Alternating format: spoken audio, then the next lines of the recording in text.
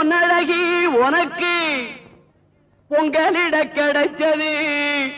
பாக்கிய எனக்கு மீன்கார வீடெங்கும் மீன் வாசம் இருக்கும் அடி மீனாட்சி நீ வந்தா நீ வாசம் அடிக்கும் ஆத்தாடி மாரியம்மா